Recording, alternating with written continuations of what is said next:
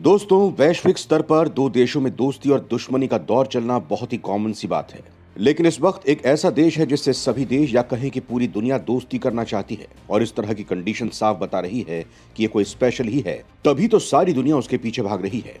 ये कंट्री है भारत। जी हाँ दोस्तों, इस वक्त भारत का जादू कुछ ऐसा चल रहा है कि पूरी दुनिया के सिर पर चढ़कर बोल रहा है और हर कोई उसकी तरफ दोस्ती का हाथ बढ़ा रहा है। वहीं अगर यहाँ चीन की बात की जाए तो उसके दोस्त इतने कम हैं कि जितने भारत के पूरे वर्ल्ड मैप में दुश्मन भी नहीं है। लेकिन ये दोस्ती भी भारत ने बहुत उतार चढ़ाव के साथ हासिल की थी। अब सवाल उठता है कि आखिर भारत ने कौन से ऐसे फैसले लिए थे जिसके कारण उसके इतने दोस्त हैं? क्या ये कोई ग्लोबल पोजीशन स्ट्रेटेजी है या फिर दूसरे देशों का कोई लालच है? आखिर क्या कारण है कि भारत की दोस्ती सभी देशों से बरकरार है? तो चलिए ये सब हम जानेंगे इस वीडियो में, तो आप ये वीडियो अंत तक जरूर देखिएगा।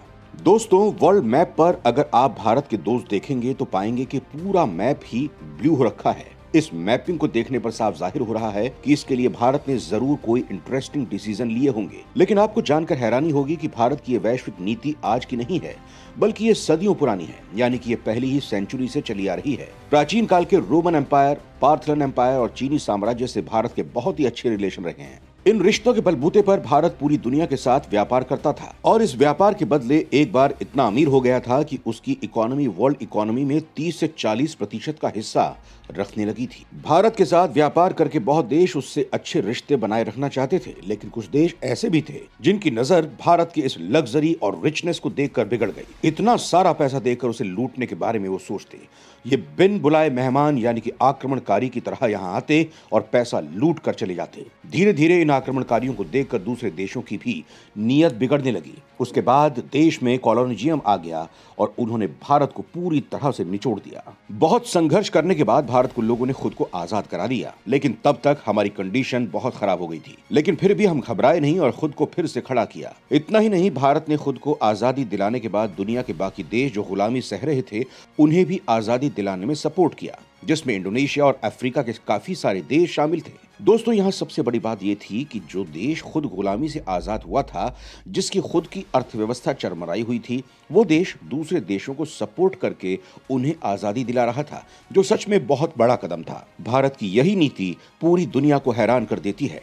वहीं जिन्हें भारत ने सपोर्ट किया था वो तो आज भी भारत को बहुत सम्मान देते हैं और उसके साथ खड़े रहते हैं। दोस्तों, जब भारत आजाद हुआ था तब बहुत सारी प्रॉब्लम हमारे सामने खड़ी थी। बहुत सारे काम करने थे, कई तरह के डिसीजन लिए जा रहे थे। इन सब में जो सबसे ज्यादा जरूरी था वो था हमारी अर्थव्यवस्था। साल 1947 से लेकर 1980 तक भारत में डी रिज्म मॉडल पर काम किया गया। इस मॉडल के तहत सरकार का प्राइवेट कंपनियों के काम पर पूरा कंट्रोल होता है। वो उनके नुकसान और फायदे पर रुकावट भी डाल सकती है। भारत की इस पॉलिसी की वजह से ग्रोथ रुक सी गई थी, क्योंकि सरकार के इंटरफेस की वजह से प्राइवेट कंपनियां आगे नहीं बढ़ पा रही थी, जिससे देश की अर्थव्यवस्था डगमगा गई थी। वहीं दूसरी तरफ सोवियत यूनियन की भी हालत खराब हो रही थी। इसका विघटन होता जा रहा था। सोवियत यूनियन की इस हालत से भारत को यह समझ आ गया कि उन्हें अपने देश की पॉलिसी में बदलाव करने होंगे, नहीं तो आने वाले समय में ऐसी स्थिति पैदा हो जाएगी कि ये संभाले भी नहीं संभल पाएगी। इसके साथ वैश्विक स्तर पर साल 1991 में दो बड़े बदलाव हुए। पहला, सोवियत संघ के विघटन से कोल्ड वॉर खत्म हो गया। वहीं दूसरी तरफ सोवियत की हालत देखकर भारत में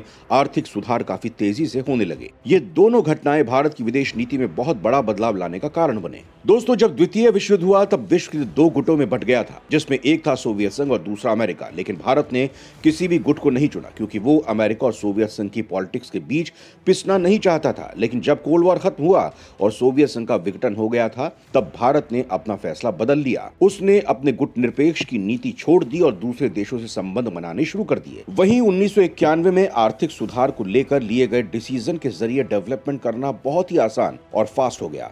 इसका ये नतीजा हुआ कि भारत की इकोनॉमी तेजी से ग्रोथ करने लगी। भारत की ग्रोथ देखकर दुनिया के बाकी देश फिर से इसकी तरफ हाथ बढ़ाने लगे, जिसका नतीजा ये हुआ कि इंडिया में फॉरेन डायरेक्ट इन्वेस्टमेंट बढ़ने लगे। देश की इकोनॉमी तेजी से ग्रोथ करने लगी। वहीं आंकड़े बताने लगे थे कि भारत की इकोनॉमी अब स्टेबल हो चुकी है और वो सही डायरेक्शन में जा रही है। दोस्तों, एक्सपर्ट का कहना है कि जब किसी देश की इकोनॉमी स्टेबल हो जाती है तो उसकी ग्रोथ दुश्मन देशों को भी अपनी तरफ खींच लाती है। कुछ ऐसा ही भारत के साथ हुआ। भारत के दुश्मन देश भी इसके साथ व्यापार करने के लिए आगे आने लगे। पाकिस्तान और चीन दोनों के साथ ही भारत का भले ही 36 का आंकड़ा रहा हो, लेकिन फिर भी इनके साथ हमारा व्यापार होता है।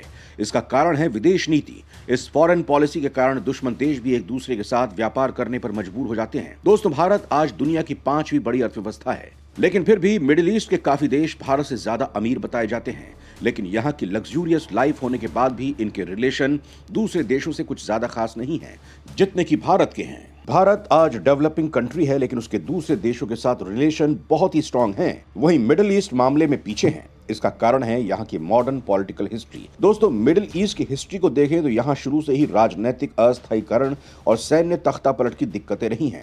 इतना ही नहीं, भारत के पड़ोसी देशों पाकिस्तान, बांग्लादेश, म्यांमार, श्रीलंका में भी यही दिक्कतें रही हैं। लेकिन भारत में कभी भी ऐसी मिलिट्री स्पू का सामना नहीं किया गया। भारत में इस तरह की व्यवस्था का credit Anglo Saxon military tradition को जाता है। इस नीति के तहत जब अंग्रेजों का यहाँ शासन था, तब उन्होंने मिलिट्री के बजाय सिविलियन अथॉरिटी को ज्यादा बढ़ावा दिया था, जो आज तक चली आ रही है, जिसकी वजह से आज तक भारत में कभी सैन्य तख्तापलट नहीं हुआ। वहीं इस पाकिस्तान ने इन रूल्स को माना नहीं। यहां एक या दो बार नहीं बल्कि कई बार सैन्य तख्तापलट हो चुका है। वहीं भारत में इस तरह की नीति का श्रेय पूर्व प्रधानमंत्री जवाहरलाल नेहरू को जाता है। नेहरू ने भारतीय सेना को लोकतांत्रिक सरकार के नियंत्रण में रहने का सिद्धांत रखा।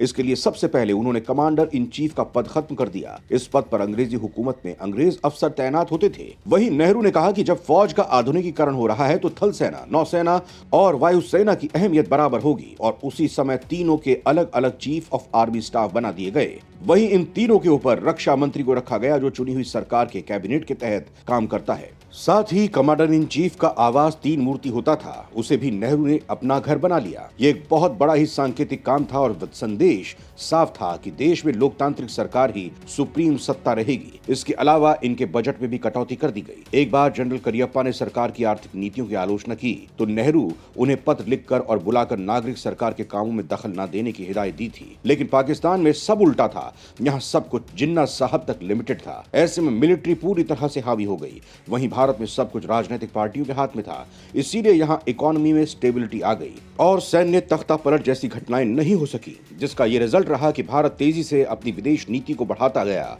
और दूसरे देशों से रिश्ते बेहतर होते गए। इतना ही नहीं, भारत ने अपने वैश्विक रिश्तों को बनाए रखने के लिए कई बार मुसीबत पड़ने पर दूसरे देशों की मानवीय सहायता भी दी। भारत अपने से कमजोर पड़ोसी देशों जैसे भूटान, श्रीलंका, म्यांमार, बांग्लादेश की सहायता करता रहता है और उनके लिए फाइनेंशियल असिस्टेंस प्लान भी बनाया है। दोस्तों, भारत की नीति शुरू से ही रही है कि वो जरूरत पड़ने पर सभी की सहायता के लिए आगे आता है।